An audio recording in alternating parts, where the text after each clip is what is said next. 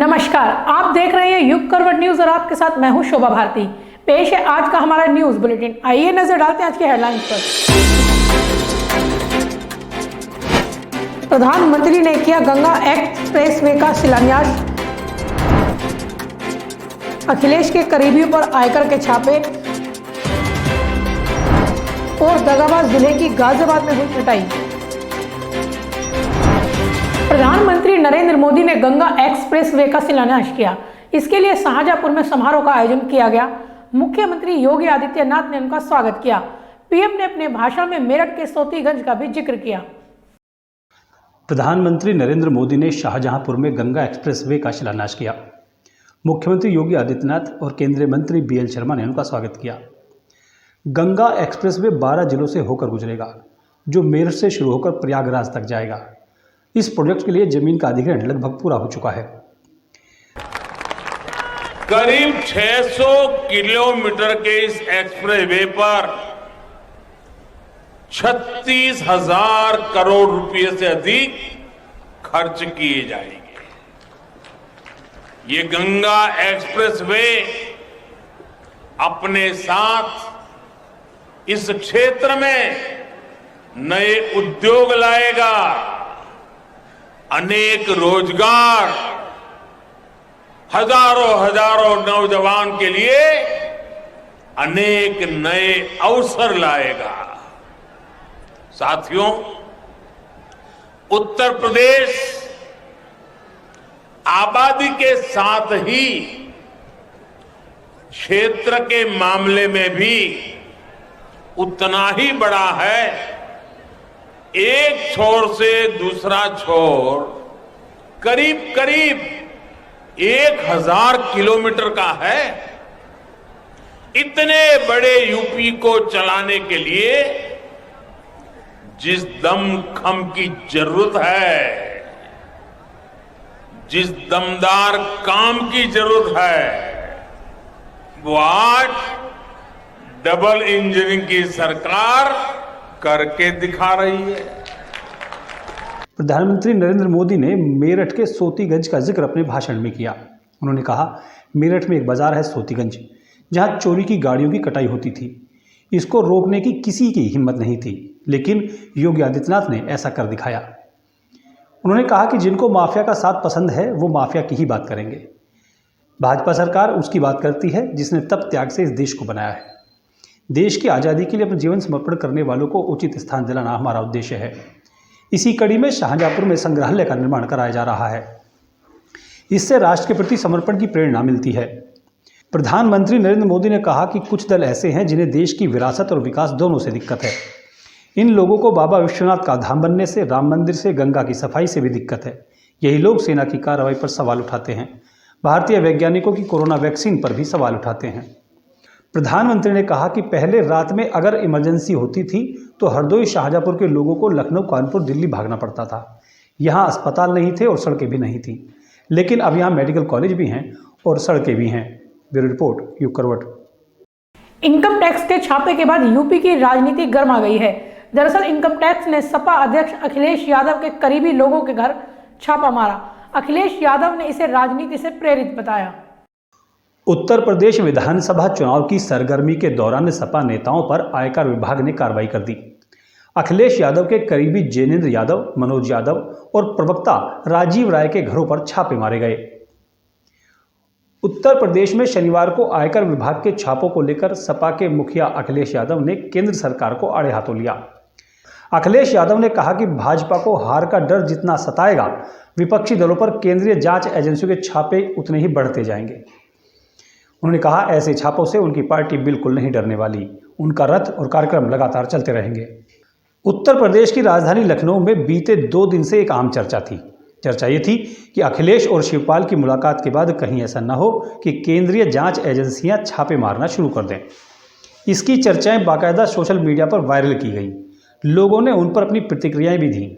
शनिवार की सुबह समाजवादी पार्टी के नेताओं के घरों पर आयकर विभाग की छापेमारी शुरू हो गई। सपा इस छापेमारी को राजनीतिक करार दे रही है। सपा मुखिया अखिलेश यादव ने भाजपा पर निशाना साधते हुए कहा कि अब सरकार प्रदेश की 22 करोड़ जनता के यहाँ छापे डालेगी।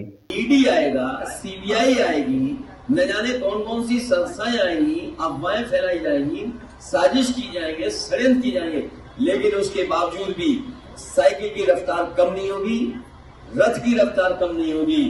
राजनीतिक विश्लेषकों का कहना है कि चुनाव से पहले राजनीतिक दलों के नेताओं और उनके प्रतिष्ठानों पर केंद्रीय जांच एजेंसियों के छापे कोई नई बात नहीं है।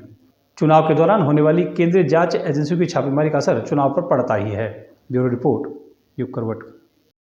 मोहन नगर के एक फार्म हाउस में शादी के दौरान अजीब घटना हुई। शादी के दौरान ही पता चला कि दूल्हा पहले से ही शादीशुदा है। लड़की पक्ष ने दूल्हे को जमकर पीटा।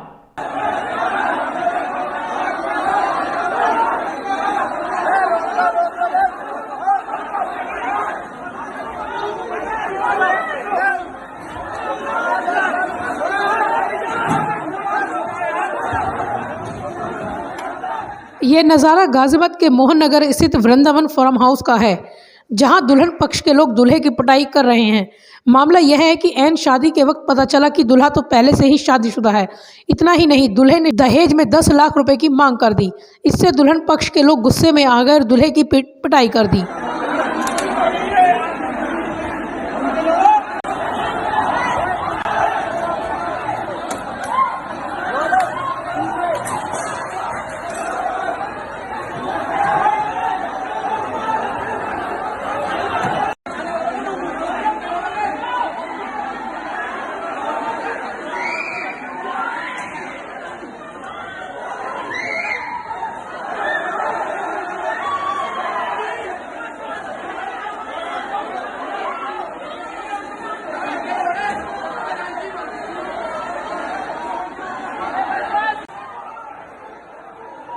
जानकारी मिली है कि दूल्हा आगरे का रहने वाला है और उसका नाम मुजमिल हुसैन है।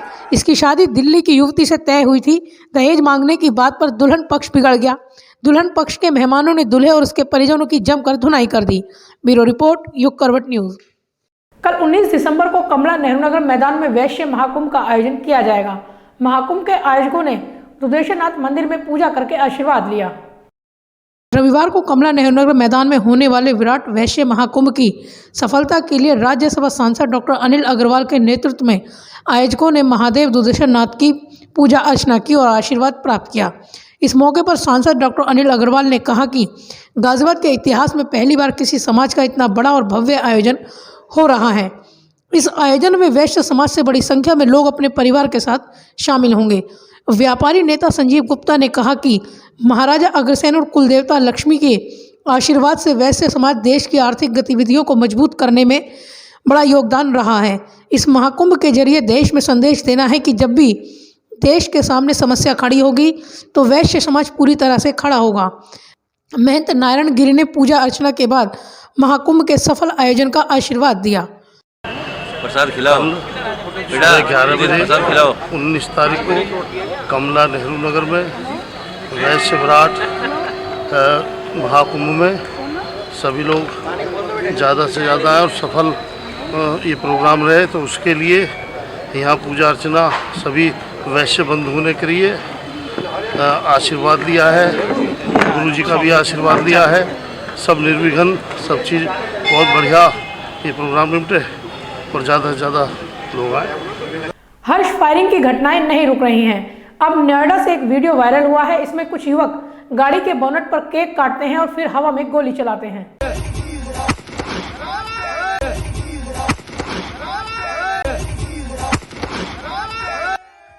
गोली चला रहे ये युवक नोएडा की गौर सिटी के रहने वाले बताए जाते हैं। देखिए, इन्हें न कानून का डर है न पुलिस का खौफ।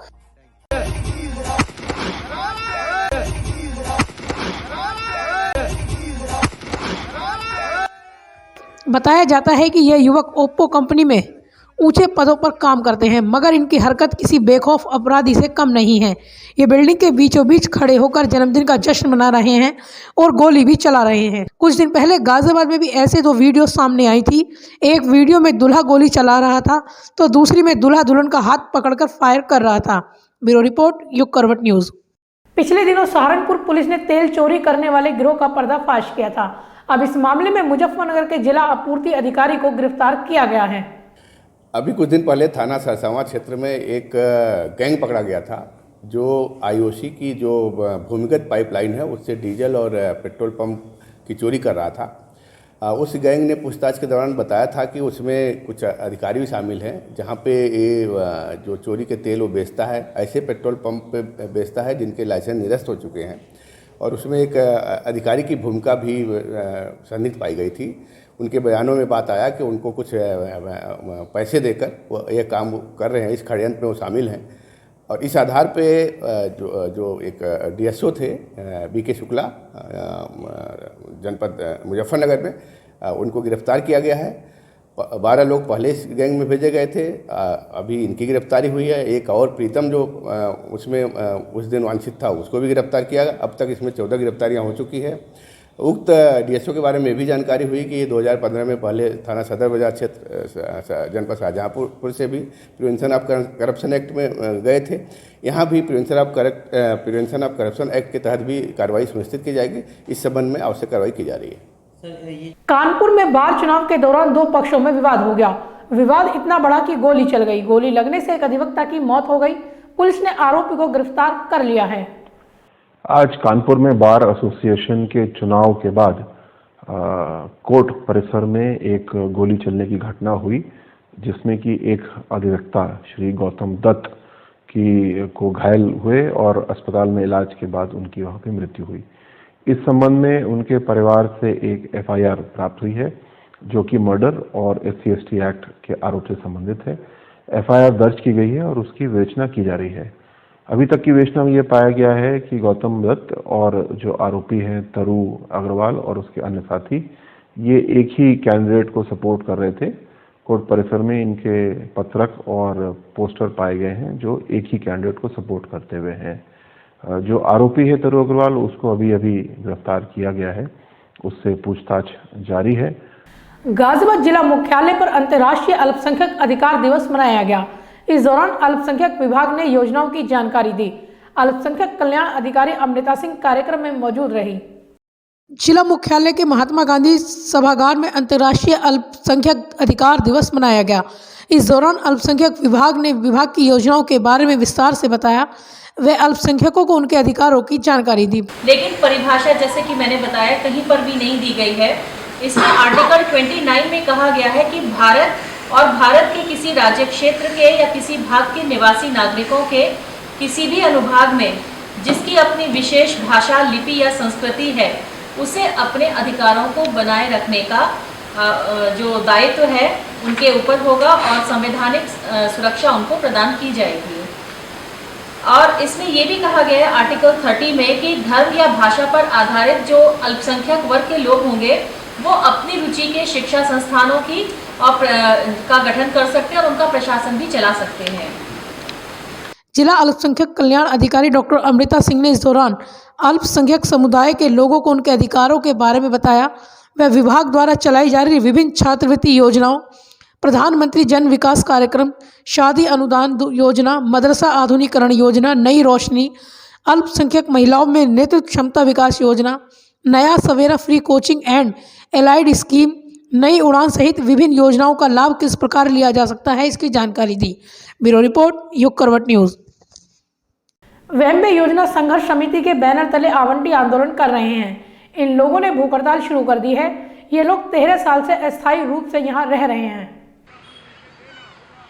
वेम्बे योजना संघर्ष समिति के बैनर तले आवंटियों ने जिला मुख्यालय पर भूख हड़ताल करते हुए प्रदर्शन किया। आवंटियों ने मांग की कि उन्हें अब इस योजना के तहत स्थायी आवास आवंटित किए जाएं। समिति के अध्यक्ष रणजीत सिंह ने कहा कि वेम्बे योजना के तहत बनाए गए मकानों में 13 साल से अस्थायी रूप से रह रहे हैं। समिति द्वारा 53 आश्रयहीन परिवारों के आवेदन पत्र परियोजना अधिकारी के कार्यालय में जमा कराए गए थे, लेकिन 14 महीने बाद भी इस मामले में कोई कार्रवाई नहीं हुई।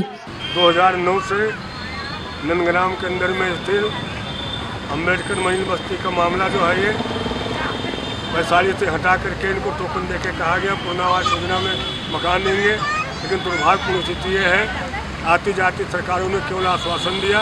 ये गरीब परिवार ठंड में रहने के लिए मजबूर है और प्रोपर्टी डीलर, GDA के अधिकारी, डोडा परिवहन अधिकारी तहसीलदार सब मिल करके इनको नाजायज तरीके से तंग कर रहे हैं। हमारी ये मांग है कि जो मकानों के आवेदन किए गए हैं, आय जाति के प्रमाण पत्र हैं, वो डोडा परियोजनाधिकारी के माध्यम से या तहसील के द्वार के माध्यम से उसकी जांच होनी चाहिए।